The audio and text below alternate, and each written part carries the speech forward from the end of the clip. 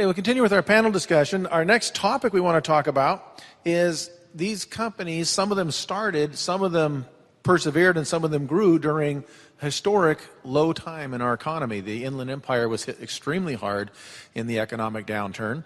And I want to talk to some of these panelists about how did they do that during the downturn. But on this one, I actually want to start with Mayor Baily. Unfortunately, he's trying to get a cookie down and talk about how they actually did a lot of projects during this downturn, and how was the city able to help local businesses do their part to preserve and grow during a downtime? Well, not only were we blessed with that Riverside Renaissance and the foresight there, we also are blessed with the public utility. Riverside Public Utilities is owned by our residents, and so over 100 years ago, electricity came into being, through the utility, and 100 years ago this year, the water utility was created. Not without struggle and not without some competition. At one point in time, I think it was PG&E that tried to purchase our utility away from us, and there was potential of it going away.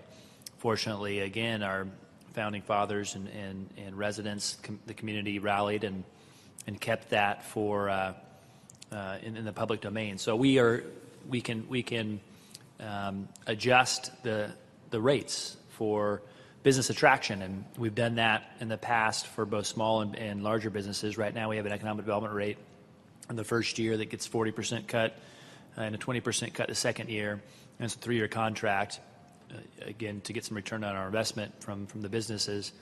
So in the third year it's just a regular rate, but we also have a number of rebates for our businesses, whether it's solar, whether it's a direct install program that up to $1,000 will come in and replace windows and weatherize and do some of those small things that affect the bottom line in the long run for our businesses and our residents. And so the public utility truly is a competitive advantage that we have that helped us weather the storm over the last 6 years. We were also able to keep steady rates. So we have typically 30% lower rates than somebody in Edison. And this allowed us to attract a number of high energy users, plastic companies typically, and we're finding out that food processing companies use a lot of water. And so with the lower rates, just by the nature of being a publicly owned utility, we can use that and market that and attract some of those niche industries such as plastics or water. We also pulled off a coup in innovation back to another project that we did, a citywide Wi-Fi project that brought a lot of attention to the city. And although we haven't tracked it, we have given away close to 7,000 computers to low-income families who potentially could have started small businesses in the city and hired individuals and created a business from that. So our Smart Riverside digital inclusion program over the last 6 years has returned a lot of investment to the city. Unfortunately, like I said, we haven't been able to track it, but the next question is the Wi-Fi broadband? And so Amro's on our Smart Riverside board, and we're going to have that discussion next week, is what's the next step and what's the next generation of bridging the digital divide beyond Wi-Fi. All right, Kathy, you started your business, I believe, in the midst of the downturn. I know you had sold a previous business. How do you start a business, get it going, and grow it during an historic recession? With a lot of hard work, a lot of weekends, a lot of nights, a lot of doing everything yourself until you have that base where you can hire the employees and bring more people on. But essentially, one of the reasons I went into this business is because I felt that the sustainability industry was growing, and it is. There are a lot more regulations, rules, guidelines, and issues with solid waste and recycling. And it's different for every city, county, state, locale that we work in. And so people don't know what to do. They don't know where to turn. And so we can bring those answers to them. And answering your question of it being in a downturn, companies are always looking to save money, whether it's in a downturn or whether they're moving forward and they want to use their money in other ways besides dumping the trash. And we've been able to show them they used to.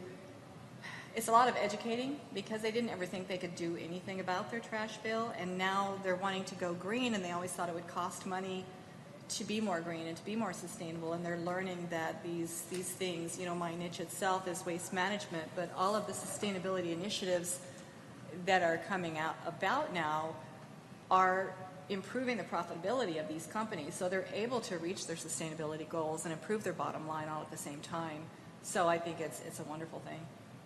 Okay, very good. Do we have any questions from the audience on persevering and growing during a down economy for the panel? No? Okay. Ben, your company, your device is a fairly recent innovation, so you put that out on the market also during a downtime, and you put that out to companies that are hopefully have a lot of employees at a time when unemployment was growing. How did we meet that challenge? Well, so we actually made a few mistakes in terms of timing. So we had our first product out on the market sort of the beginning of 2008. We were a small firm, so we had, you know, the classic business plan. You raise money, you launch a product, you make sales, you ratchet up, you raise more money, and, you know, somewhere out here is profit and retiring to an island. It's lovely. We found ourselves in a spot summer of 2008. Most of our orders and contracts at that point were through state governments. We had 2 or 3 large orders through state governments, really into community corrections, and we were out on the street trying to raise capital when 2008 happened. So really ugly time. Orders got canceled. Raising capital was not an option. But what you'll hear common to most of these stories is that prior to that, we've been laying a lot of groundwork because, of course, you don't know what's going to happen. And so we've been building relationships. We had managed to get a lot of validation of our technology in the automotive industry. There's a lot of interest in drunk driving technologies. And so what really saved the organization at that point was that there was a global initiative to get better anti-DUI safety technologies going. There was a program that was funded by Department of Transportation as well as all the major automotive makers in the world, because at that point they knew who we were and we'd already laid all the groundwork. When they announced that program, we were one of about 15 companies worldwide that were invited to participate. And we ended up being one of 3 worldwide that were chosen to get grants. And so we found ourselves in a fortuitous spot where we were able to diversify our funding sources, kind of hunker down, do technology development, survive the downturn, and now we've launched again as oil and gas industry is coming back up. So we part luck, part groundwork, and willingness to be flexible on where your next dollar is coming from. Okay.